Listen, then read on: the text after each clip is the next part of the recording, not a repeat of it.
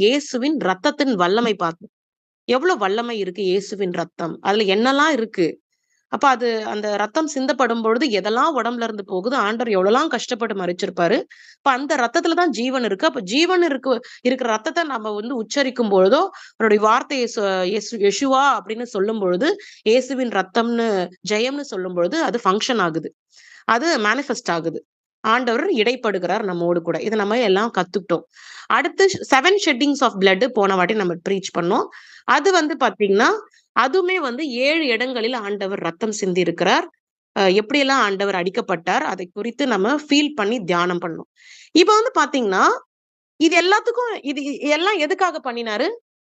நம்ம பயன்படுத்துறதுக்காக செஞ்சிருக்கிறாரு. நம்முடைய அன்றாட வாழ்க்கையில நம்ம இதை யூஸ் பண்றதுக்காக, நம்ம நித்திய ஜீவன் போகணும், அடையணும், ஆண்டவரோடு கூட நிலைத்து இருக்கணும். எதுக்காக, என்ன காரியங்களுக்காக ஆண்டவர் ரத்தம் சிந்தி இருக்கிறார் அப்படிங்கறத நம்ம புரிஞ்சுக்கிட்டோம். ஆனா நம்ம எப்படி அதை அப்ளை பண்ணணும், எப்படி பயன்படுத்தணும் அப்படிங்கறத நம்ம பார்க்கணும். சரிங்களா? எப்படி பயன்படுத்தணும்? பயன்படுத்துதல் யாருக்கு ஆக்சுவலி தேவைப்படும்?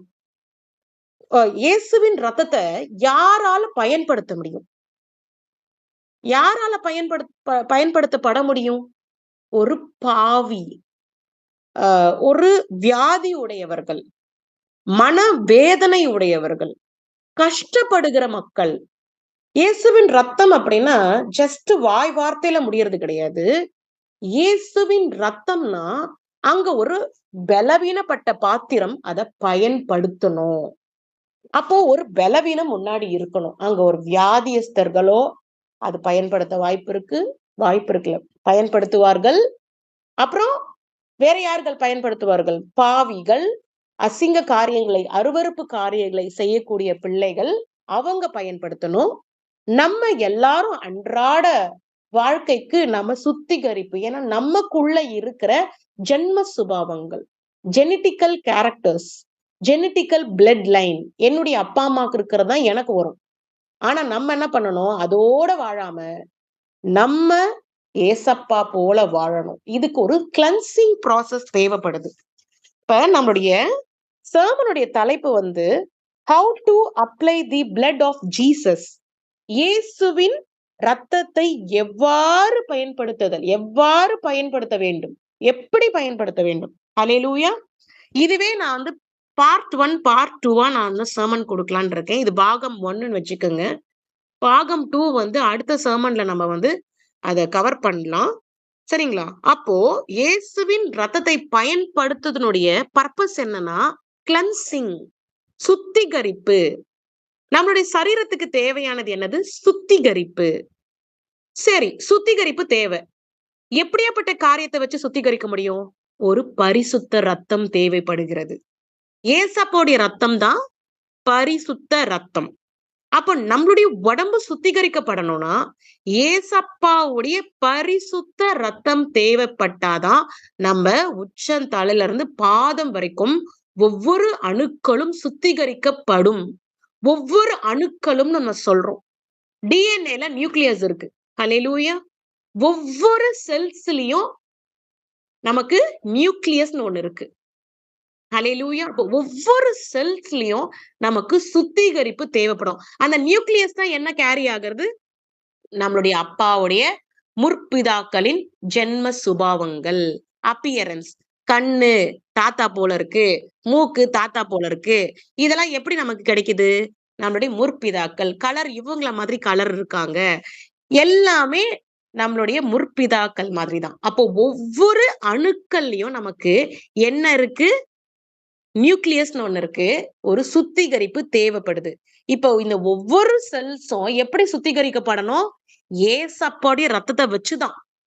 ஏன்னா வேற எந்த ரத்தமும் பாவம் நிறைந்த ரத்தம். ஏசப்பா ரத்தம் மட்டும்தான் பரிசுத்த ரத்தம். அவருடைய ரத்தம் தேவைப்படுறது ஒரு சுத்திகரிப்புக்கு. சரிங்களா? சுத்திகரிப்பு தான் ஃபர்ஸ்ட் ஸ்டெப். அப்ப அந்த சுத்திகரிப்புக்கு யாருக்கெல்லாம் தேவைப்படணும்?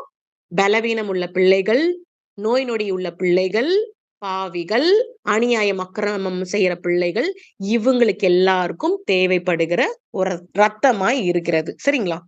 லேவிய ராகமம் சிஸ்டர் எடுத்துக்கங்க. லேவிய ராகமம் 14ஆம் அதிகாரம். அதுல இருக்கிற 1ஆம் வசனத்தை வாசிங்க. பின்னும் கர்த்தர் மோசேயை நோக்கி, குஷ்டரோகியினுடைய சுத்திகரிப்பின் நாளில் அவனுக்கு அடுத்த பிரமாணம் என்னவென்றால், அவன் ஆசாரியனிடத்தில் கொண்டு வரப்பட வேண்டும். ஆசாரியன் பாளையத்துக்கு புறம்பே போய் குஷ்டரோகின் குஷ்ட வியாதியை சொஸ்தமாயிற்று என்று கண்டால், சுத்திகரிக்கப்பட வேண்டியவனுக்காக உயிரோடு இருக்கும் சுத்தமான 2 குருவிகளையும், கேதுரு கட்டையையும், சிவப்பு நூலையும், ஈசோப்பையும் வாங்கி வர கட்டளையிட கடவன். பின்பு ஆசாரியன் அந்த குருவிகளில் ஒன்றை ஒரு மண்பாண்டத்தில் உள்ள ஊற்று நீரின் மேல் கொள்ள சொல்லி, உயிருள்ள குருவியையும், கேதுரு கட்டையையும், சிவப்பு நூலையும், ஈசோப்பையும் எடுத்து, இவைகளையும் உயிருள்ள குருவியையும் ஊற்று நீர் மேல் கொல்லப்பட்ட குருவியின் இரத்தத்திலே தோய்த்து, குஷ்டம் நீங்க சுத்திகரிக்கப்படுகிறவன் மேல் 7 தரம் தெளித்து, அவனை சுத்தம் பண்ணி, உயிருள்ள ஒரு குருவியை வெளியிலே விட்டுவிட கடவன். ஓகே, இங்க பாருங்க, 2 குருவிகள். இதுல ஒரு குருவி வந்து first death of a bird, symbolic representation of கிரைஸ்டுடைய டெத், ஏசப்பாவுடைய மரணத்தை தெரிவிக்கிறது. இது பாத்தீங்கன்னா ஒரு தீர்க்க தரிசன வார்த்தை. பின்னும் கர்த்தர் மோசேயை நோக்கி, இப்ப தீர்க்க தரிசன வார்த்தைகள் எல்லாமே கர்த்தர் பேசுறது தானே. மோசே கிட்ட ஆண்டவர் இப்படியாக வெளிப்படுத்தி கொண்டிருக்கிறார். இது பழைய ஏற்பாடுல நமக்கு இருக்கிற வேத வார்த்தைகள். இது நமக்கு புதிய ஏற்பாடுல நமக்கு நடந்து கொண்டு ஆண்டவர் இப்படியாக உயிர் தெழுந்து நம் மத்தியில் வாசம் பண்ணி கொண்டு இருக்கிறார். ஹல்லேலூயா. இப்ப பாருங்க, இதுல தெளிவா புரிஞ்சு கொள்ள வேண்டிய ஒரு விஷயம் என்னன்னா, 2 குருவிகள். அதுல ஒரு குருவி கேதுரு கட்டையையும், சிவப்பு நூலையும், ஈசோப்பையும் எடுத்து, இவைகளையும் உயிருள்ள குருவியையும் ஊற்று நீர் மேல், ஊற்று நீர்னா என்ன? லிவிங் வாட்டர் அப்படின்னு சொல்றோம். ஊற்று நீர், லிவிங் வாட்டர். பாருங்க, இல்ல நல்லா நம்ம கவனிக்கப்பட வேண்டிய விஷயம் என்னன்னா, இந்த கேதுரு கட்டையையும் அப்படிங்கிறது நம்ம ஆங்கிலத்துல செடர்வுட் அப்படின்னு சொல்றோம். செடர்வுட் இதுதான் கிராஸ குறிக்குது, சிலுவையை குறிக்குது. இந்த கேதுரு கட்டை தான் கல்வாரி சிலுவையை குறிக்குது. அடுத்து பாத்தீங்கன்னா சிவப்பு நூல் அப்படிங்கிறது, சிவப்பு நூல் வந்து சஃபரிங், அவர் காயப்படுகிறார், அவருடைய கஷ்டம், அவருடைய ரத்தம். ஹல்லேலூயா. அவர் கஷ்டப்படுகிறார், மரிக்கும் பொழுது இந்த பேர்டே வந்து ஏசப்பாவை குறிக்கிறதா. இந்த குருவி ஃபர்ஸ்ட் குருவி கம்ப்ளீட்டாவே என்ன சொல்லுதுன்னா, மரணத்தை, ஏசப்பாவுடைய மரணத்தை முன்னாடியே தீர்க்க தரிசனமாக ஆண்டவர் மோசேக்கு இத காண்பித்து விட்டார். அதுதான் இப்ப நம்ம தியானிக்கிறோம். அப்ப இந்த சிவப்பு நூல் அப்படிங்கறத அவர் கஷ்டப்பட்டு ரத்தம் சிந்துறதான ஒரு விஷயம் நடக்குது. ஈசோப்பு என்னதுங்க? விசுவாசம், நம்பிக்கை. விசுவாச நம்பிக்கை என்னது? அவர் மரித்தாலும் உயிரோடு எழும்புவார். ஹல்லேலூயா. அப்போ இது கம்ப்ளீட்டாவே crucifixion of Jesus on the Calvary. கல்வாரி சிலுவையில ஆண்டவர் மரித்த ஒரு காரியத்தை இந்த குருவி கேதுரு கட்டையும், சிவப்பு நூலையும், ஈசோப்பையும், சிவப்பு நூலையும், ஈசோப்பையும் வாங்கி வர அல்லேலூயா கட்டளையிட கடவன். பின்பு ஆசாரியன் அந்த குருவிகளில் ஒன்றை ஒரு மண்பாண்டத்தில் உள்ள ஊற்று நீர் மேல் கொள்ள சொல்லி, உயிர் உள்ள குருவியையும், கேதுரு கட்டையையும், சிவப்பு நூலையும், ஈசோப்பையும் எடுத்து, இவைகளையும் உயிருள்ள குருவியையும் ஊற்று நீர் மேல் கொல்லப்பட்ட குருவியின் இரத்தத்திலே தோய்த்து, கொல்லப்பட்ட குருவியின் இரத்தத்திலே தோய்த்து தான் இங்க பியூரிஃபிகேஷன் ப்ராசஸ், கிளென்சிங் ப்ராசஸ். ஹல்லேலூயா. கொல்லப்பட்ட குருவி கொல்லப்பட்ட குருவியின் ரத்தத்திலே தோய்த்து, உயிருள்ள ஒரு குருவி. இப்ப நான் முன்னாடி இதை நல்லா கொஞ்சம் டீப்பா நம்ம யோசனை பண்ணாதான் புரியும் உங்களுக்கு. 2 குருவி சொன்னேன் இல்லையா? அதுல ஒரு குருவி என்ன குறிக்குது? ஏசப்பா கல்வாரி சிலுவையில மரித்தத குறிக்குது. இன்னொரு குருவி உயிரோட இருக்கு. அந்த குருவி என்ன ஆகுது? அந்த குருவி எடுத்து ஏற்கனவே மரித்த குருவினுடைய ரத்தத்தை மண்பாண்டில வைத்து, அந்த மண்பாண்டத்துல வைத்த குருவியினுடைய ரத்தத்துல இந்த உயிரோடு இருக்கிற குருவியை முழுகி தோய்த்துனா என்ன? கிளன்சிங். அப்போ இத நம்ம அப்படியே ஏசப்பாவுடைய மரணத்தை நோக்கி நம்ம கம்பேர் பண்ணா என்ன கற்றுக் கொடுக்கிறார்? அதாவது ஏசப்பா நமக்காக சிலுவையில மரித்தார். அப்ப இதுல என்னது? கேதுரு கட்டையும், அது கல்வாரி சிலுவைன்னு நான் சொல்லிட்டேன்.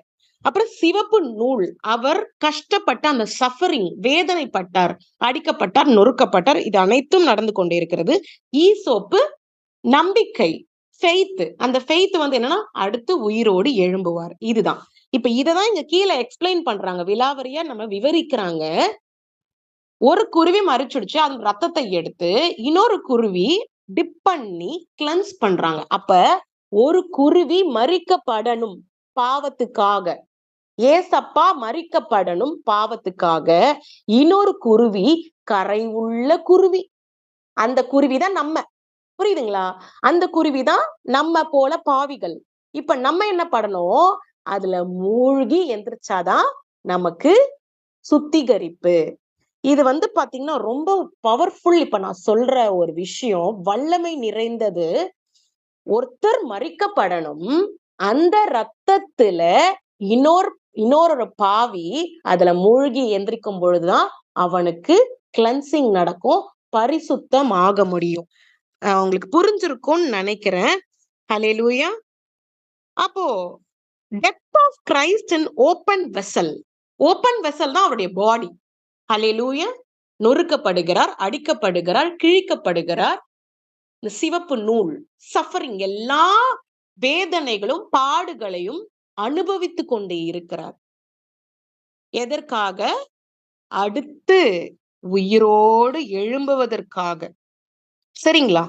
இதுதான் இது. சோ ஃபர்ஸ்ட் பேர்டு கில் ஆயிடுச்சு. அப்போ 7 ஷெட்டிங் நம்ம பார்த்தோம். ஃபர்ஸ்ட் பேர்டு கில் பண்ணும் பொழுது, ஃபர்ஸ்ட் குருவிங்கிறதா ஏசப்பாவுடைய மரணத்தை தெரிவிக்கிறது. இப்ப மரணம் நடக்கும் பொழுது, மரணத்துக்கு முன்னாடியே என்னெல்லாம் நடக்குது? 7 இடங்களில் ரத்தம் சிந்தப்பட்டிருக்கிறது. போன சர்மன்ல நம்ம பார்த்தோம். எங்கன்னா கெத்சமனே தோட்டத்துல வேர்வை ரத்தமாக மாறப்படுகிறது. ஏன்னா அவருடைய ஜெபம் இப்படியாக இருக்கிறது. அவருடைய விசுவாசம் பிதாவின் சித்தத்தின்படி நடக்க இருக்கிறது. ஆண்டவரே உங்களுடைய சித்தத்தின்படி நடத்துங்கன்னு சொல்லி அப்படி ஒரு அழகான ஒரு ஜெபத்தை ஏறெடுக்கும் பொழுது அவருடைய வேர்வை ரத்தமாய் மாறப்படுகிறது. அடுத்து செகண்ட், எங்க ரத்தம்? அவருடைய தாடியை பிடித்து இழுக்கும் பொழுது அவருக்கு வலிக்கிறது. இன்டர்னல் ப்ளீடிங் ஹேப்பன் ஆகுது. வெளியிலையும் காயமாகி கொண்டிருக்கிறது. அடுத்து கிரவுன், அவர் முற்கிரீடம் வைக்கும் பொழுது, தேர்ட் பாயிண்ட், முற்கிரீடம் வைக்கும் பொழுது அங்கேயும் ரத்தம் சிந்தப்படுகிறது. பின்னாடி முதுகுல அவரை அடிக்கும் பொழுது, இந்த ராடை வச்சு பீட் பண்ணும் பொழுது அப்ப ரத்தம் சிந்தப்படுகிறது. கைகளில் ரத்தம் ஆணிகள் ஏற்றும் பொழுது ரத்தம் சிந்தப்படுகிறது. கால்களில் ஆணிகள் துளைக்கப்படும் பொழுது ரத்தம் சிந்தப்படுகிறது. இப்படியாக 7 இடங்களில் ரத்தம் சிந்தப்படுகிறது. இதுதான் அந்த சிவப்பு நூல் அப்படிங்கிறது. அதுதான் sacrifice, suffering on the cross அப்படின்னு நம்ம சொல்றோம். சோ இதெல்லாம் ஒர்க் ஆஃப் தி கால்வரி. இதெல்லாம் கல்வாரி சிலுவையில ஆண்டவர் ஏறெடுத்த காரியங்கள். சரிங்களா? அப்போ செகண்ட் பேர்டு எதை குறிக்குது? இப்ப செகண்ட் பேர்டு தோய்த்து வெளியிலே வரும் பொழுது ரெசரக்ஷன். Second bird resurrection. நான் சொன்ன பாத்தீங்களா, உள்ள டிப்பாகி வெளியில வர்றது நம்மள குறிக்குதுங்க. உள்ள டிப்பாகி வெளியில வர்றது பாவத்துல இருந்து பரிசுத்தமாகி வெளியில வர்றது. இது நம்ம பிராக்டிக்கல் லைஃப்ல நம்ம இதை சேர்த்துக்கணும். ஆனா இங்க செகண்ட் பேர்டு எதை குறிக்குதுன்னா ரெசரக்ஷன் ஆஃப் தி ஜீசஸ், அவருடைய உயிர் தெழுதல். ஹல்லேலூயா. இன்னொரு பேர்டு ஆல்ரெடி சிந்தப்பட்ட ரத்தத்துல தோய்த்து அதை எடுத்து வெளியில எப்படி பறக்குது அந்த இப்ப பாருங்க, ஒரு பறவை உயிரோட பறவை இருக்கு, ரத்தத்துல மூங்கி அதை அது வெளியில பறக்கும் பொழுது அங்கங்க ரத்தம் சிந்தி அதோடைய தோகையில எல்லாம் எப்படி இருக்கும், ரத்தம் இருக்கும். அது ஃப்ரீ பேர்டா பறக்கும் பொழுது எல்லா இடத்துலயும் அந்த ரத்தம் சிந்தப்படுகிறது. அப்போ ரெசரெக்ஷன் ஆஃப் கிரைஸ்ட், உயிர் தெழுந்து பரிசுத்த ஆவியானவராய் அவர் என்ன பண்றாரு, நம்ம எல்லாரோடையும் பறந்து கொண்டு இருக்கிறார். ரத்தம் சிந்தப்பட்டு கொண்டு இருக்கிறது. நம்ம எல்லாம் பரிசுத்தமாக்கப்படுகிறோம் பரிசுத்த ஆவியானவரால். அப்போ ரத்தம் தான் இங்க பரிசுத்த ஆவியானவர். அதுக்கு முன்னாடி பரிசுத்த ஆவிங்கிறதே எப்படி ரெசரக்ஷன் ஆகுது, அவர் மரித்து உயிர் தெழுறாருனாலே பரிசுத்த ஆவியானவர். புரியுதுங்களா? அப்போ ரத்தம் சிந்தப்படுகிறது, இந்த தோகையிலிருந்து அப்படியே ஸ்பிளிட் ஆகி கொண்டு இருக்கிறது. இதுதான் இந்த flying of bird after being cleansed. சரிங்களா? ஆஃப்டர் பீயிங் கிளென்ஸ்ட் என்ன ஆகணும், நம்ம கிளென்ஸ் ஆனதுக்கு அப்புறமா நம்ம ரத்தத்தை பயன்படுத்தணும். இது ஒண்ணு. அடுத்து ரெசரெக்ஷனுக்கு அப்புறம் பரிசுத்த ஆவியானவர் வந்துட்டாரு. ரெசரெக்ஷன், நம்ம ஆண்டவர் உயிரோடு எழுந்துட்டாரு. இப்ப பறந்து கொண்டு இருக்கிறார், ரத்தம் சிந்தப்பட்டு கொண்டு இருக்கிறது. இப்ப என்ன பண்ணும், இந்த ரத்தத்தை எப்படி பயன்படுத்தணும், இந்த ரத்தத்தை எப்படி நம்மளுடைய வாழ்க்கையில பயன்படுத்தணும், எப்படி பயன்படுத்தணும், நம்ம சுத்திகரிப்புக்குள்ள வர முடியும், இதுதான் நம்ம சிந்தித்து பார்க்கணும். சரிங்களா? இப்போ இதெல்லாம் இது ஆக்சுவலி ஒரு பெரிய டாபிக், இதெல்லாம் ரொம்ப டீப்பரா இருக்கு, போயிட்டே இருந்தா நம்ம நிறைய போகணும், நிறைய ஆண்டவர் ஞானத்தை கொடுப்பாரு இதெல்லாம் தியானிக்கிறதுக்கு. அந்த அளவுக்கு ஒரு பெரிய டாபிக் இது. இப்ப பாருங்க, எபிரேயர் 13:20 வாசிங்க. எபிரேயர் நித்திய உடன்படிக்கை நித்திய உடன்படிக்கையின் ரத்தத்தினாலே ஆடுகளுடைய பெரிய மேய்ப்பரான நம்முடைய கர்த்தராகிய இயேசுவை மரித்தோரிலிருந்து ஏறிவர பண்ணின சமாதானத்தின் தேவன் இயேசு கிறிஸ்துவை கொண்டு தமக்கு முன்பாக பிரியமானதை உங்களில் நடப்பித்து எங்கள் தம்முடைய சித்தத்தின்படி செய்ய உங்களை சகலவித நற்கிரியையிலும் சீர்பொருந்தினவர்களாக்குவாராக. அவருக்கு என்னென்றைக்கும் மகிமை உண்டாவதாக. ஆமேன். எவ்வளவு பியூட்டிஃபுல்லான வசனம் பாருங்க. மரித்து கர்த்தராகிய இயேசு. ஆக்சுவலி ஒரு விஷயம் புரிந்து கொள்ளணும், இன்னும் கூட நிறைய பேருக்கு புரியல. இயேசு கிறிஸ்து வேற, கர்த்தர் வேற, பழைய ஏற்பாடே வேணான்னு சொல்லிடுறாங்க ஒரு சில பேர்கள். நான் என்ன சொல்றேன், ஆதியிலே தேவ ஆவியானவர் ஜலத்தின் மேல் அசைவாடி கொண்டு இருக்கிறார். வார்த்தையாய் இருந்தவர் தேவன், கர்த்தர், கர்த்தராகிய இயேசு கிறிஸ்து, பரிசுத்த ஆவியானவர். இப்படிதான் இந்த ப்ராசஸ் இருக்கு. இப்ப கர்த்தராகிய இயேசு கிறிஸ்து தான் என்ன பண்றாரு, ரத்தத்தை சிந்தி உயிர் தெழுந்து பாவிகளுக்காகவும் துரோகிகளுக்காகவும் அவர்களை பரிசுத்தப்படுத்தும்படியாக அவருடைய ரத்தத்தை நமக்கு கொடுத்திருக்கிறார். இப்ப ரத்தம் அவைலபிளா இருக்கு, any time we can use.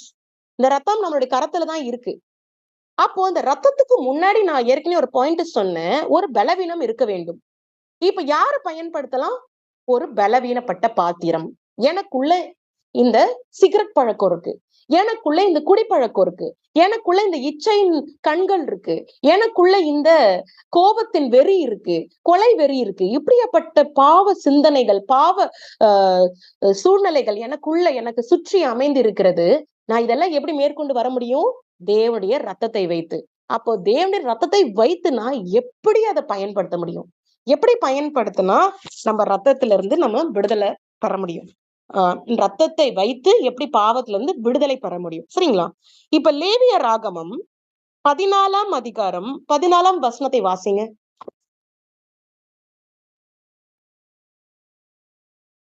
அந்த குற்ற நிவாரண பலியின் இரத்தத்தில் ஆசாரியன் கொஞ்சம் எடுத்து சுத்திகரிக்கப்படுகிறவன் வலது காதின் மடலிலும் அவன் வலது கையின் பெருவிரலிலும் வலது காலின் பெருவிரலிலும் பூசக்கடவன். ஓகே, இப்போ பாத்தீங்கன்னா இந்த ரத்தம் இருக்கு, ஓகேங்களா, அந்த பேர்டுடைய ரத்தம், விச் மீன்ஸ் ஏசப்பாவுடைய ரத்தம்.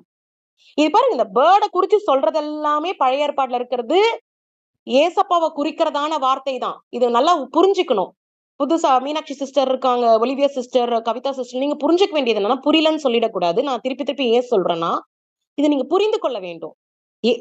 ஃபர்ஸ்ட் பேர்டு ரத்தம் அப்படின்னு தீர்க்கறது தரிசனமா சொல்லப்பட்டது ஏசப்பாவுடைய ரத்தம் தான். சரிங்களா? இப்போ ஏசப்பாவுடைய ரத்தம் இந்த வலது மீதி இருக்கிற அந்த பேர்டுடைய ரத்தம் எங்கெல்லாம் பட வேண்டும்? ரைட் இயர், ரைட் தம்பு, ரைட் சைடு இருக்க காதுனுடைய அந்த டிப், ரைட்ஸ்னுடைய தம்பு பெருவிரல், அப்புறம் கால் பகுதியில இருக்கிற டோனுடைய பெருவிரல், ஃபீட்னுடைய பெருவிரல், கால்ல இருக்கிற பெருவிரல், கையில இருக்கிற பெருவிரல், அப்புறம் இந்த காதுனுடைய இடத்துல பட வேண்டும். சரிங்களா? இப்ப இதுக்கப்புறம் ஒரு வசனத்தை வாசிச்சுட்டு லேவியராகமம் இந்த ரைட் சைடு கையினுடைய தம்புல இதெல்லாம் எதுக்கு வைக்கிறோம்னு சொல்லி அதை குறிச்சு நான் எக்ஸ்பிளைன் பண்றேன். சரிங்களா? இப்போ சங்கீதம் 55ஆம் சங்கீதம் 2-3 வசனங்களை வாசிங்க. சங்கீதம் 55 எனக்கு செவி கொடுத்து உத்தரவு அருளிச் செய்யும். சத்துருவினுடைய கூக்குரல் நிமித்தம் துன்மார்க்கர் செய்யும் இடுக்கத்தின் நிமித்தமும் என் தியானத்தில் முறையிடுகிறேன். அவர்கள் என் மேல் பழிசாட்டி குரோதம் கொண்டு என்னை பகைக்கிறார்கள். சரி பாருங்க, பழி சாட்டி குரோதம் கொண்டு என்னை பகைக்கிறார்கள். நீங்க குற்றமே செஞ்சிருக்க மாட்டீங்க, ஆனா பழி போடுறாங்க. வீண் பழி, வீண் பேச்சு, நீங்க செய்திருக்கவே மாட்டீங்க, நீங்க சிந்திச்சு கூட பார்த்திருக்க மாட்டீங்க. ஆனா சாத்தான் இப்படியாக அந்த மனிதனை, இப்ப நீங்க உங்க வீட்டுல ஒரு நீதியின் பாதையில் நடக்கிறீங்கன்னா அநேக உபத்திரவங்கள் உங்களுக்கு வரும். நீங்க ஏசப்பா ஒரு பிரேயர் பண்ற பிள்ளையா இருக்கிறீங்கனாலே உங்களுக்கு அநேக பிரச்சனைகள் குடும்பத்தார் மூலியமா வரும். ஹஸ்பண்ட் பண்ணுவாங்க, ஒய்ஃப் பண்ணுவாங்க, பிள்ளைகள் பண்ணுவாங்க, மாமனார் பண்ணுவாங்க, அம்மா அப்பா பண்ணுவாங்க, சுற்றி இருக்கிற நெய்பர்ஸ் திடீர்னு விரோதியா மாறிடுவாங்க. ஏன் தெரியுமா? அவனால உங்களை டைரக்டா தொட முடியாது. மத்தவங்க மூலியமா உங்களுக்கு பிரஷரை கொடுப்பான், கெட்ட வார்த்தையில பேச வைப்பான், அடிக்க வைப்பான், துன்புறுத்த வைப்பான், இப்படியாக பண்ணுவான். அப்போ சாத்தான் attacking the mind of the people. அப்ப இப்படியாக வார்த்தைகளை பயன்படுத்துகிறான். இன்னொரு நபரை ப்ரொவோக் பண்ணி, நீ இந்த உத்தமனை இப்படி பேசினா அவங்க காயப்படுவாங்க, நொறுக்கப்படுவாங்க அப்படின்னு சொல்லி என்ன பண்றான்? மைண்ட் ஆஃப் த பீப்புள், அந்த மைண்ட பிரச்சனைக்குள்ள தள்ளப்படுறான். இப்ப நமக்கு யாராச்சும் ஒருத்தர் திட்டாங்கன்னா நம்ம என்ன பண்றோம்? நமக்கு ஒரே கஷ்டமா இருக்கும். நம்மளுடைய பிரெயின் பூரா வேதனைப்படும். நம்ம இப்படி திட்டாங்களே, நம்ம செய்யாத தப்ப நம்ம செய்த மாதிரி நம்ம பண்ணிட்டாங்களேன்னு சொல்லி கஷ்டப்படுவோம். அப்போ it will create a mental illness. ஒரு மனதுல மன டிப்ரெஷன், அழுத்தம், மன அழுத்தமா மாறிடுது. தலைவலிக்க ஆரம்பிச்சிரும். அதிகமா யோசிச்சு சில பேருக்கு இந்த மாதிரிலாம் வீண் பழி போட்டுட்டாங்கன்னு தலைவலிக்க ஆரம்பிச்சிரும். அப்போ ஒரு சிக்னஸ உண்டு பண்றான் சாத்தான். பிறரை வச்சு ஒரு சிக்னஸ உண்டு பண்றேன். இது நான் பார்த்திருக்கேன். என்னுடைய லைஃப்ல நான் பார்த்திருக்கேன். நம்ம அது என்னமே தெரியாது. ஆனா நமக்கு தேவையில்லாத ஒரு பேச்சு வரும். சோ இது போல நம்மளுக்கு மென்டல் டிப்ரெஷனை வார்த்தை மூலியமாவோ, அவங்க நடத்துற காரியங்கள் மூலியமாவோ பழி போட்டு நம்மள வேற மாதிரி பண்ணி ஒரு சிக்னஸ கொண்டு வந்துருவான் சாத்தான். இப்ப இந்த மென்டல் இல்னஸ் எப்படி நமக்கு சரியாக முடியும்? ஏசப்பாவுடைய ரத்தம். சரிங்களா? blood of the Jesus is the only solution. இப்போ நமக்கு மனவேதனையும், இப்ப நான் சொன்ன பாத்தீங்களா, கீழே விழுந்துட்டு உடம்பு வலினாலையும், எதுனாலும் நமக்கு யாரு தீர்வு கொடுக்க முடியும்? ஏசப்பாவுடைய ரத்தம் தான். அவருடைய ரத்தத்தை வைத்துதான் நமக்கு மருந்து போட முடியும். நம்மளுடைய ஹார்ட்ல இருக்கிற அந்த வேதனை, இருதயத்துல இருக்கிற வலி, உடம்புல இருக்கிற வலி, என்ன வலினாலும் ஏசப்பாவுடைய ரத்தத்தை வைத்துதான் நம்ம சரி பண்ண முடியும். இப்ப ரத்த கோட்டைக்குள்ளே நான் நுழைந்து விட்டேன், இனி எதுவும் அணுகாது, எந்த தீங்கும் தீங்காதுன்னு சொல்லி நம்ம பாட்டு பாடுறோம். ரத்த கோட்டைக்குள்ளே நான் நுழைந்து விட்டேன், இனி எதுவும் அணுகாது, எந்த தீங்கும் தீண்டாது. நமக்கு நல்லா தெரியும் ரத்த கோட்டை, இயேசுவின் ரத்தம்னா வல்லமை நிறைந்தது, இயேசுவின் ரத்தம்னா உன்னதமானது, அது எதையும் சுத்திகரிக்கும், எந்த பாவத்திலும் விடுதலை பெற முடியும் அப்படின்னு எல்லாருக்கும் நல்லா தெரியும். ஆனா இத மட்டுமே நம்ம சொல்லிட்டு இருந்தா போதாது, நம்ம பயன்படுத்தணும் அருமையான தேவ பிள்ளைகளை. சரிங்களா? அப்போ எப்படி பயன்படுத்தணும்? வார்த்தைகள் மூலியமாக பயன்படுத்தணும். இப்போ பாருங்க, இதுதான் எனக்கு வேதாகமத்துல பிடித்த ஒரு காரியம் என்னன்னா, நமக்கு ஆன்சரும் அதுல இருக்கும். கொஸ்டின் அதுல கேள்வியும் இருக்கும். அதிலேயே பதிலும் இருக்கும் நமக்கு. இதுதான் நமக்கு காலை நேரத்துல நானு இந்த தியானம் பண்ணும்பொழுது எனக்கு ரொம்ப பூரிச்சு போன ஒரு விஷயம் என்னன்னா, சங்கீதம் 55 2, 3ல என்ன சொன்னோம்? சாத்தான் ஒரு மனுஷன யூஸ் பண்ணுவான். வார்த்தைகள் கடின வார்த்தைகளை பேசி நம்ம இருதயத்தை காயப்படுத்துவான். இப்ப காயப்பட்ட இருதயத்துக்கு மருந்து யாரு? இயேசுவின் ரத்தம் தேவைப்படுகிறது. அப்ப நம்ம என்ன பண்ணணும்? அதே வார்த்தை. In the name of Yeshua, in the name of mighty name of Jesus, mighty name of Yeshua, mighty name of mighty blood of Jesus, blood of Jesus. இயேசுவின் நாமத்தை வைத்து, இயேசுவின் ரத்தத்தை வைத்து, அப்போ எந்த வார்த்தையினால சாத்தான் மனிதனை வைத்து நமக்கு மென்டல் டிப்ரெஷனை கொடுத்தானோ, சோர்வை கொடுத்தானோ, வலியை கொடுத்தானோ, அந்த வார்த்தையில சக்தி இருக்கிறதுனாலதானே அப்படி நடந்துச்சு. இப்ப நம்ம என்ன பண்ணணும்? நம்மளுடைய வாயின் வார்த்தை எப்படியாப்பட்ட வார்த்தையா இருக்கணும்?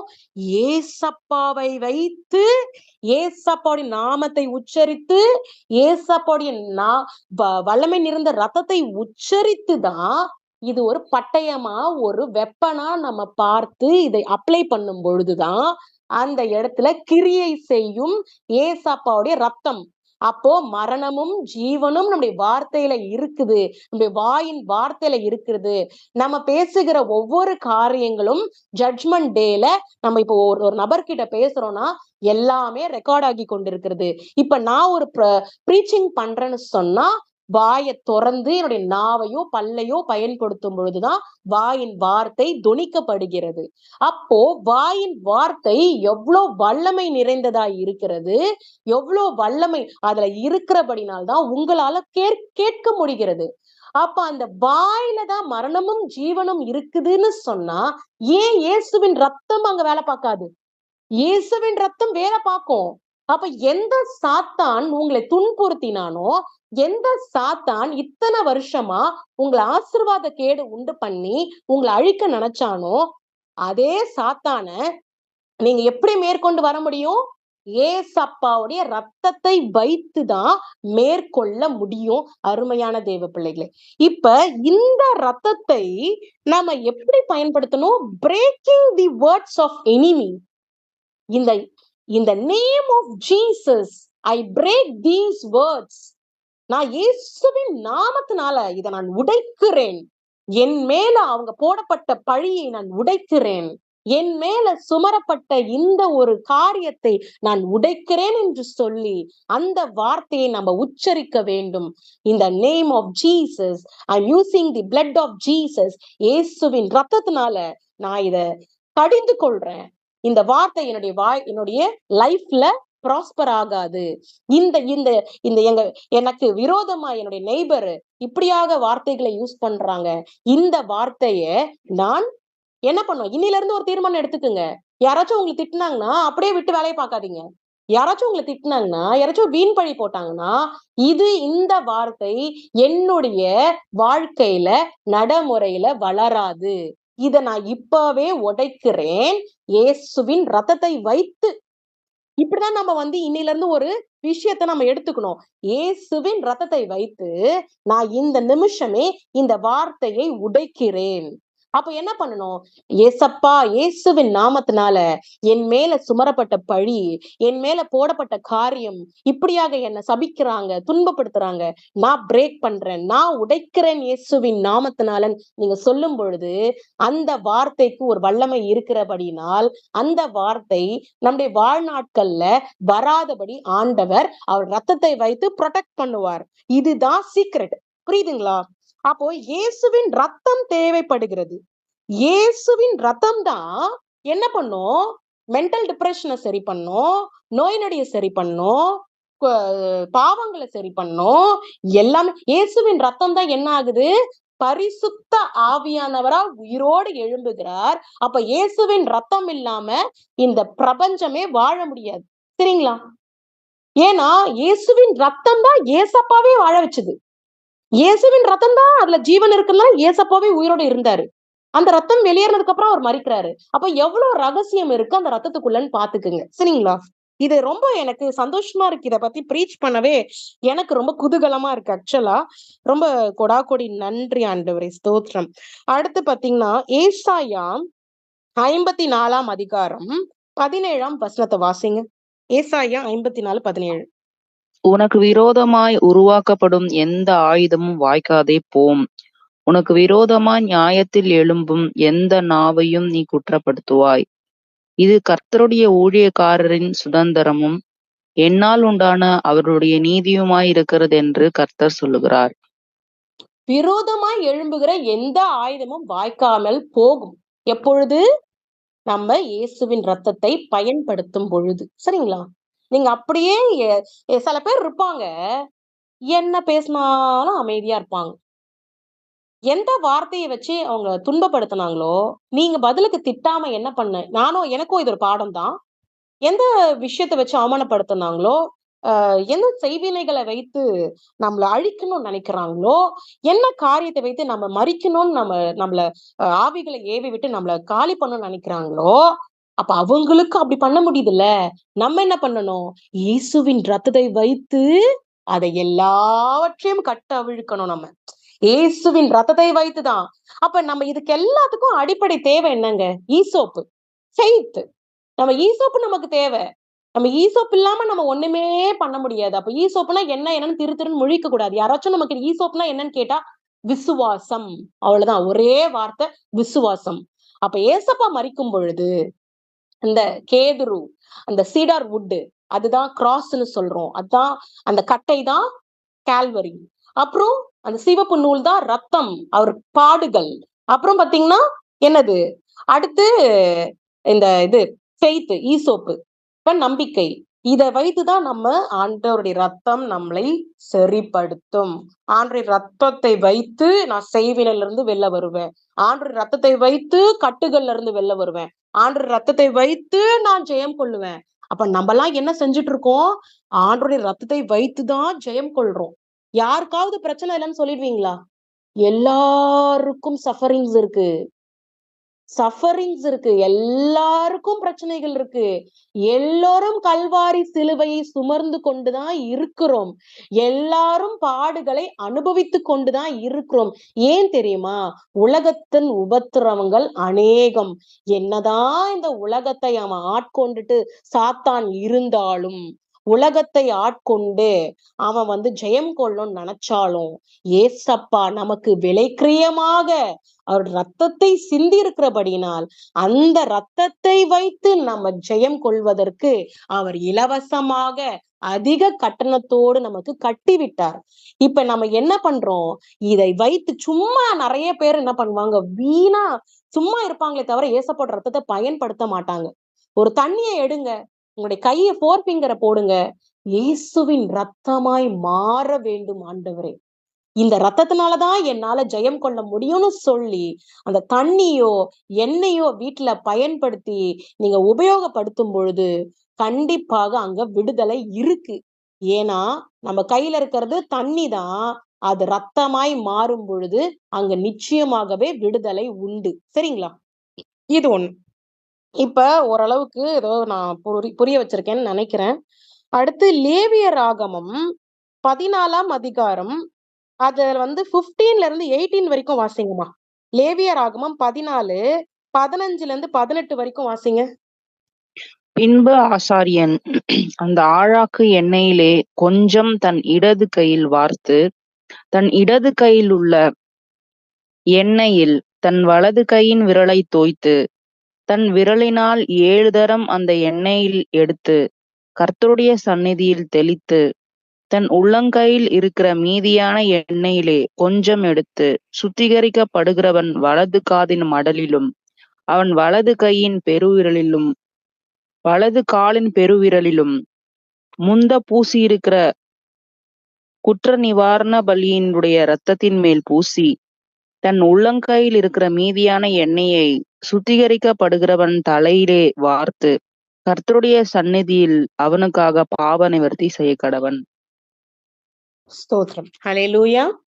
பாருங்க, இப்ப இயேசுவின் ரத்தத்தை எப்படி பயன்படுத்துறது?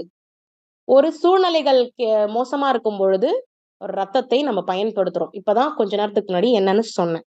இயேசுவின் ரத்தத்தை பயன்படுத்தினதுக்கு அப்புறம் என்ன பண்ணணும்? எண்ணெய். எண்ணெய்னா என்னங்க? அனாயிண்டிங், அபிஷேகம். இப்போ இந்த ரத்தத்தையே எத குறிக்குது? பியூரிஃபிகேஷன குறிக்குது. நான் ஸ்டார்ட்டிங்லயே சொன்னேன். ரத்தம் அப்படின்னாலே சுத்திகரிப்பு. ரத்தம் அப்படின்னாலே சுத்திகரிப்பு, சுத்திகரிப்பு, சுத்திகரிப்பு. இப்ப சுத்திகரிப்புக்கு அப்புறம் ஒரு சீலிங் இருக்கணும் நம்மளுடைய பாடியில. சுத்திகரிப்பு மட்டும் பெற்றுக்கொண்டா போதுமா? இந்த பாவத்தை திருப்பி செய்யறதுக்கு சாத்தான் ஒரு வழிவாசலை திறப்பான். இப்ப நான் டிவியே பார்க்க கூடாதுன்னு விட்டுட்டேன். டிவியே நான் பார்க்கறது இல்ல. ஏசப்பா என்ன சொன்னாரு? டிவி பார்க்காதம்மான்னு சொன்னாரா? நான் டிவியே பார்க்கறத விட்டுட்டேன். டிவி பார்க்கறத விட்டுட்டு, வெறும் ரத்தத்த வச்சு நானு பரிசுத்தமா மாறிட்டேன். டிவியே பார்க்கறத விட்டுட்டேன். ஆனா எனக்குள்ள ஒரு அபிஷேகம் இல்லன்னு சொன்னா, எனக்குள்ள ஆவியானவர் அபிஷேகத்தை ஊற்றலன்னு சொன்னா, என்னுடைய சரீரத்தை ஆண்டவர் பயன்படுத்தலன்னு சொன்னா, என்னுடைய பாடிக்கும் ஹோலி ஸ்பிரிட்டுக்கும் சம்மந்தமே இல்லன்னு சொன்னா, 2 மாசம்க்கு அப்புறம் திருப்பியும் நானு டிவி பார்க்க ஆரம்பிச்சுடுவேன்.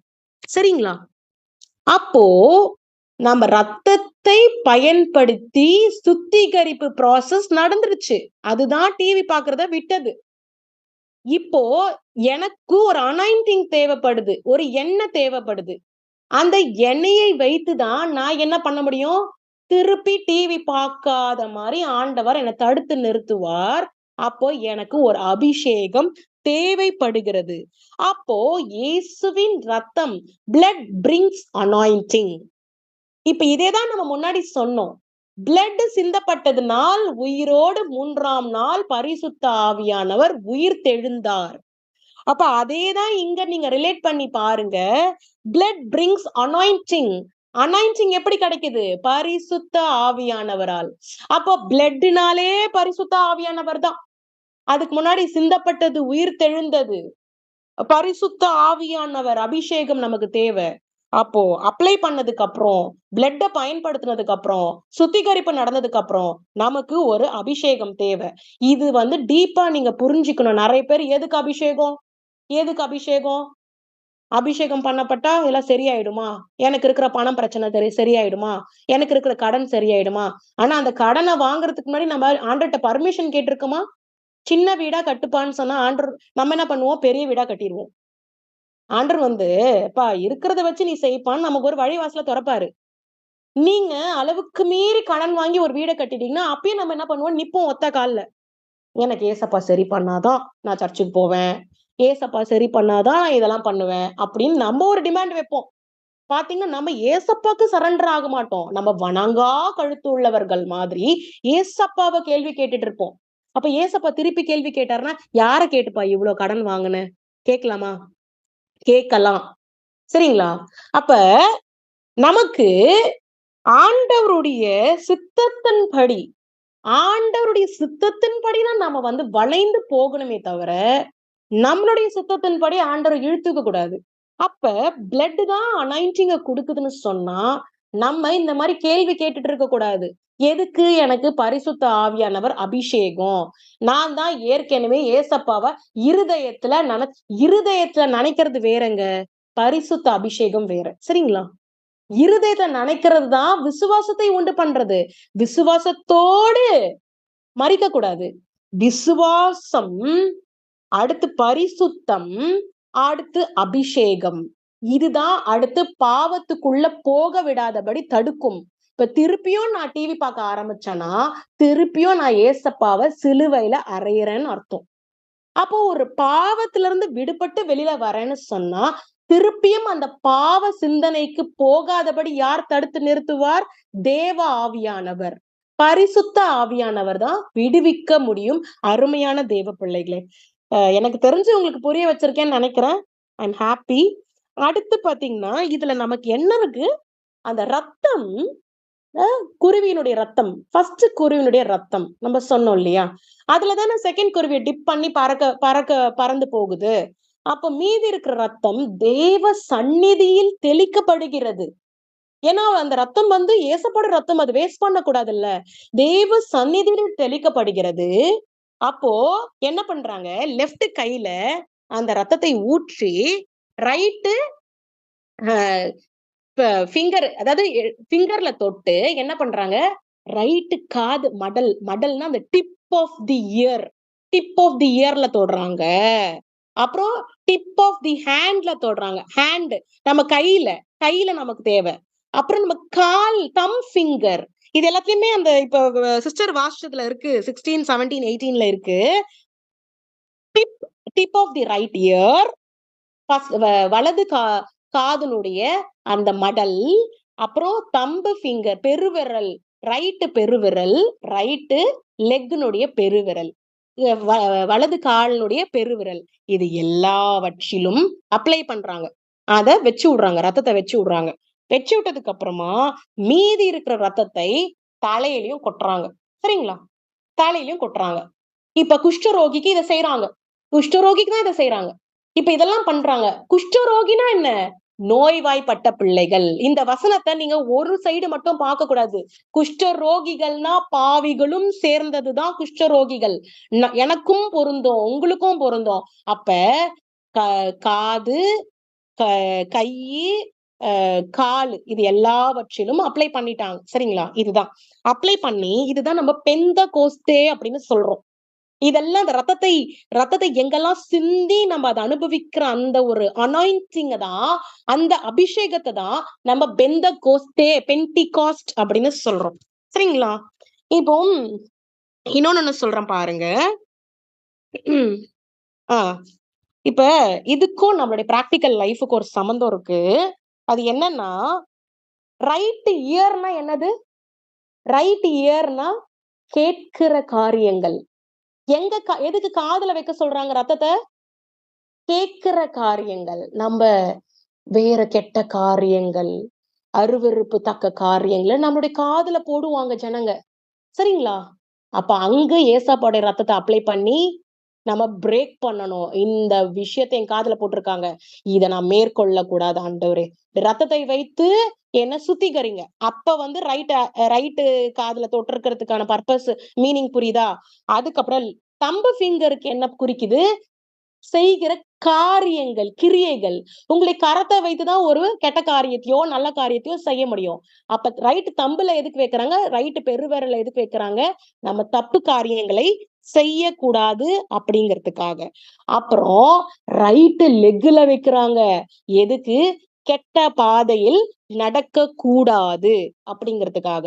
அப்போ right ear, right thumb, right toe, இது எல்லாமே எதை குறிக்குது? காதுல கெட்டது கேக்குதா? இயேசுவின் ரத்தத்தை வைத்து பிரேக் பண்ணு. கையில ரத்தத்தை வைக்கிறாங்களா? இயேசுவின் ரத்தத்தை வைத்து கெட்ட காரியங்களை செய்யாத. ரைட்டு லெக்க வைத்து கெட்ட காரியங்களை செய்யாத அப்படின்னு சொல்லி நம்ம பிரேக் பண்ணணும். இயேசுவின் ரத்தத்தை பயன்படுத்த வேண்டும். இந்த செவிகளுக்கும், கைகளுக்கும், காலுக்கும். இது எல்லாமே இப்ப கேட்கறது, செய்கிற செயல்கள், காலை கட்டுப்படுத்தினாலே நம்ம பரிசுத்தமா மாற முடியும். சரிங்களா? அடுத்து 1 ஜான் 1 யோவான் 5, 7 to 8. சீக்கிரமா டக்குன்னு முடிச்சிடலாம். 1 ஜான் 5, 7 to 8. பரலோகத்தில் சாட்சியிடுகிறவர்கள் மூவர், பிதா, வார்த்தை, பரிசுத்த ஆவி என்பவர்களே. இம்மூவரும் ஒன்றாய் இருக்கிறார்கள். பூலோகத்திலே சாட்சியிடுகிறவைகள் 3, ஆவி, ஜலம், இரத்தம் என்பவைகளே. இம்மூன்றும் ஒருமைப்பட்டிருக்கிறது. Okay, thank you. பாருங்க, அற்புதம்னா அற்புதம். நிறைய பேர்களுக்கு வேதத்திலேயே அதனுடைய விளக்கம் இருக்கு. வேதத்திலேயே அறிவுரைகள் இருக்கு, கேள்விகள் இருக்கு, பதில் இருக்கு. ஆனா எதுவுமே தெரியாத மாதிரி ஒரு ஆக்ஷன் பண்றாங்க நிறைய பேர்கள். வேதத்தை முழுமையா அறியாமலே ஏசப்பா வேற, பிதா வேற, பரிசுத்த ஆவியானவர் வேற அப்படின்னு சொல்லி அப்படி ஒரு பிரார்த்தனைகள்லாம் இருக்கு. இங்க தெளிவாய் சொல்லப்படுகிறது, அதாவது பரலோகத்திலே சாட்சியாய் இருக்கிறவர்கள் மூவர். எவ்வளவு பிரிட்டியா இருக்கு பாருங்க. பிதா, வார்த்தை, பரிசுத்த ஆவி என்பவர்களே. இம்மூவரும் ஒன்றாய் இருக்கிறார்கள். பரலோகத்தில் ஃபாதர், வார்த்தை, ஹோலி கோஸ்ட். பிதா, வார்த்தை, பரிசுத்த ஆவி. பிதா ஃபாதர், அப்பா. அவர்தான் கர்த்தர். அப்புறம் வார்த்தை. யார் வார்த்தை? நம்ம யெஷுவா. நம்மளுடைய ஏசப்பா. நம்முடைய ஏசப்பா தான் வார்த்தை. சரிங்களா? அடுத்து பரிசுத்த ஆவியானவர். பரிசுத்த ஆவியானவர் மூவரும் ஒருவர். அப்போ சிந்தப்பட்டதுனாலதான் இங்க பரிசுத்த ஆவிங்கிறதே மீன் ஆகுது. அப்போ பிதாக்கு அப்புறம் வார்த்தை, வார்த்தைக்கு அப்புறம் தான் ஜீசஸ்க்கு அப்புறம் தான் பரிசுத்த ஆவின்றத தெளிவுபடுத்துறாங்க. ஆதியிலே ஆவியானவர் ஜலத்தின் மேல் அசைவாடி கொண்டு இருந்தாலும் இங்க பிக்சர்ல எப்ப வருது? ஏசப்பா ரத்தம் சிந்தினதுக்கு அப்புறம் தான் பரிசுத்த ஆவியானவர் உயிரோடு எழுந்தார். அப்போ பிதா குமாரனுக்கு அப்புறம் பரிசுத்த ஆவிங்கிறது தெளிவாகுது. சரிங்களா? இது பரலோகத்துல. இப்ப பூலோகத்துல இந்த பூமியில விட்னஸ், இதெல்லாம் வந்து ஒரு விட்னஸ். நமக்கு ஸ்பிரிட், வாட்டர், பிளட் இன் தி எர்த்ன்னு சொல்றோம். பூலோகத்திலே சாட்சியிடுகிறவர்கள் 3: ஆவி, ஜலம், ரத்தம் என்பவைகளே. ஆவி, ஆவியானவர் உயிர் தெழுந்தார். இப்ப நம்ம எல்லாத்தையும் மறந்துட்டு சில பேர் ஆவியானவரையும் மறந்துடுறாங்க. ஆவியானவர் செய்யற அற்புதங்களையும் கிண்டல் கேலி செய்யறாங்க. இப்ப ஆவியானவர் தானங்க. ரெசரக்ஷன் ஆஃப் ஜீசஸ்னா என்னது? பரிசுத்த ஆவியானவர் தான். அப்ப இந்த பரிசுத்த ஆவியானவருக்கு எந்த அளவுக்கு கனத்தை கொடுக்கிறோமோ அந்த கனம் தான் பிதாவுக்கும் ஏசப்பாவுக்கும் நம்ம கொடுக்கிறது. எல்லாமே ஈக்குவல். ஒருத்தரை விட்டு ஒருத்தர் பண்ணக்கூடாது. இப்போ ஒரு ஞானசானம் கொடுக்கறாங்கன்னா பிதா, குமாரன், பரிசுத்த ஆவி 3மே இருக்கணுங்க. ஒரு ஹவுஸ் டெடிகேஷன் பண்றாங்க, ஒரு குழந்தைக்கு பேர் வைக்கிறாங்க, எது பண்ணாலும் பிதா, குமாரன், பரிசுத்த ஆவியின் நாமத்தை உச்சரித்து தான் நம்ம செய்ய வேண்டும். ஒருத்தரை கூட அங்க தள்ளிடவே கூடாது. சரிங்களா? அப்ப ஆவி, ஜலம், ரத்தம். ஆவி பரிசுத்த ஆவியானவர். ஜலம் லிவிங் வாட்டர். ஏசப்பா யாரு? Living water. அப்போ ரத்தம், ரத்தம் தான் ஏசப்பா சிந்தினது. அப்ப பூலோகத்துல ரத்தம், தண்ணி, ஸ்பிரிட், இது 3ம் என்னவா இருக்கு? ஒருமைப்பட்டு இருக்கிறது. அப்போ இந்த பாயிண்ட் தான் நம்ம இன்னும் டீட்டெயிலா அடுத்த சர்மன்ல நம்ம பார்க்கலாம். இது வந்து ரொம்ப ஒரு டீப் அர்த்தத்தை குறிக்கிறது. ஆவி, ஜலம், ரத்தம், இது எல்லாவற்றையும் ஒருமைப்படுத்தி பார்க்க வேண்டும் அருமையான தேவ பிள்ளைகளை. இது இல்லாம ஒண்ணுமே ஃபங்க்ஷன் ஆகாது. அப்போ அப்ளையிங் தி ஹோலி, அதாவது பிளட் அப்ளை பண்ணும் பொழுது holy spirit will show up. Holy spirit இடைப்படுகிறார். ரத்தத்தை நம்ம பயன்படுத்தும் பொழுது ஆவியானவர் வெளிப்படுகிறார். எப்படி வெளிப்படுகிறார்? Power of blood becomes available. இயேசுடைய வல்லமை நமக்கு காணப்படுகிறது. அப்புறம் பரிசுத்த ஆவியானவர் வெளிப்படும் பொழுது, மேனிஃபெஸ்ட் ஆகும் பொழுது அவருடைய வார்த்தை நிறைய மக்களுடைய இருதயத்தை மாற்றுகிறது. அப்போ பரிசுத்த ஆவியானவர் இடைப்படும் பொழுது வல்லமை, ரத்தத்தின் வல்லமை அவைலபிளா இருக்கு, நம்மளால பார்க்க முடிகிறது. பரிசுத்த ஆவியன் இடைப்படும் பொழுது அவருடைய வார்த்தை, தேவ வார்த்தை, ஏசப்பா நம்ம கிட்ட பேசுகிற வார்த்தை நம்முடைய இருதயத்துக்கு மருந்து போடுகிறது. அப்போ ரத்தத்தை அப்ளை பண்ணதுனாலதான், சிந்தப்பட்ட ரத்தத்தை நம்ம பயன்படுத்தினதுனாலதான் வல்லமை வேலை பார்க்குது. ஏசப்பாடைய வல்லமை என்னுடைய ரத்தம் வேலை பார்க்குது. வார்த்தை நம்முடைய இருதயத்துல கிரியை செய்கிறது. அப்புறம் power of the words into action. அப்பா, ஆண்டவர் வார்த்தையை கொடுத்துட்டாருப்பா, டிவியே பார்க்க கூடாதுப்பா. இதுதான் தேவ வார்த்தை. என்ன பண்றோம்? டிவி பார்க்கறது நிறுத்திட்டோம். அப்ப power of the words into action. The power of Jesus. Jesus said me one thing, not to see television. So hereafter I won't see television. அப்படிங்கிறது தான் into action. செயல்முறைப்படுத்தியாச்சா? இப்போ முடிஞ்சிருச்சுங்க. நான் சொல்ல வந்தது எல்லாமே நான் சொல்லிட்டேன், முடிஞ்சிருச்சு. இப்ப ஜான் 10ல வாசிக்க வேண்டாம், நானே சொல்லிடுறேன். இப்போ இதெல்லாமே பழைய ஏற்பாட்டுல இருந்த வசனங்கள் நம்ம எடுத்தது. சரிங்களா? புதிய ஏற்பாடு தான் 1 யோவான் 5ல இருந்து இந்த பிதா, குமாரன், பரிசுத்த ஆவியை குறிச்சுலாம் இப்ப நம்ம பேசினது. இதே புதிய நியூ கவெனன்ட்ல என்ன இருக்குன்னா, அதாவது ஹேண்ட்ஸ் வரைக்கும் தான் இருக்கு. வாஷ் தி ஃபீட் நமக்கு இல்ல. சரிங்களா? நம்ம என்ன பண்ணணும்? இந்த மாதிரி தருணத்துல தான் பழைய ஏற்பாட்டினுடைய காரியத்தை நம்ம எடுத்துக்கொள்ளணும். பழைய ஏற்பாட்டுல என்ன இருக்கு? Wash the feet. அப்ப ஒரு கம்யூனியன் எடுக்கும் பொழுது எப்படி எடுக்கணும்? நம்மளுடைய எல்லாவற்றையும் சுத்திகரித்து, நம்மளுடைய பாதத்தை கழுவி, நம்ம கைகளை கழுவி, நம்மளுடைய தலையை அபிஷேகத்தினால வல்லமையினுடைய இயேசப்பாவுடைய ரத்தத்தை பயன்படுத்தி, இப்படியாக ஒரு பரிசுத்த ஜீவியத்துலதான் ஆண்டவருடைய ரத்தத்தை நம்ம புசிக்கும் பொழுது நமக்கு ப்ராப்பரா நம்மளால கிளென்ஸ் ஆக முடியும். அப்ப ஒரு குஷ்ட ரோகியின் மேல இப்படியாப்பட்டதான காரியம், ஒரு பலவீனப்பட்ட பாத்திரம் மேல இப்படியாப்பட்டதான ரத்தம் சிந்தப்படும் பொழுதுதான் அவன் பரிசுத்தமாய் மாற முடியும். பரிசுத்தமாய் மாறப்பட்டதுக்கு அப்புறம் ஒரு ரத்தம் தேவைப்படுது, ஒரு வல்லமை தேவைப்படுது, ஒரு அனாயிண்டிங், ஒரு எண்ணெய் தேவைப்படுகிறது. அந்த எண்ணெயை பூசும் பொழுதுதான் நம்ம திருப்பி பாவத்துக்குள்ள போகாதபடி ரத்தம் சுத்திகரிப்பு ஆனதுக்கு அப்புறம் ஒரு ப்ரொடெக்ஷன் கொடுக்கிறது பரிசுத்த ஆவியானவர் நம்மோடு கூட அசைவாடி கொண்டு இருக்கிறார். அருமையான தேவ பிள்ளைகளே, இதுதான் ஒரு ஹோல் பேக்கேஜ். இந்த ரத்தத்தின் வல்லமை, 7 ஷெட்டிங்ஸ், அப்புறம் இந்த ஒரு காரியம் இப்ப இப்படிதான் பயன்படுத்தணும். பயன்படுத்தினதுக்கு அப்புறம் அந்த அபிஷேகத்தினுடைய முக்கியத்துவத்தை நம்ம புரிஞ்சு கொள்ளும் போதுதான் நம்மளால பாவ சிந்தனைக்குள்ள போகாதபடி ஆண்டவர் என்ன பண்ணுவாரு? நம்மளுடைய கால்களையும் கரங்களையும் சிந்தனைகளையும் கட்டி போடுவார். சரிங்களா? இப்படிதான் நம்மளால பிழைக்க முடியும். வேற வழியே கிடையாது. நம்ம இதெல்லாம் பயன்படுத்தலாம்னு சொன்னா நம்மளால பாவமா தான் கடைசி வரைக்கும் இருக்க முடியும். நம்ம இதெல்லாம் பண்ணினாதான் நம்ம பாவத்துல இருந்து வெளியில வர முடியும். சரிங்களா? அதனால இது டிவிக்கு மாத்திரம் கிடையாது.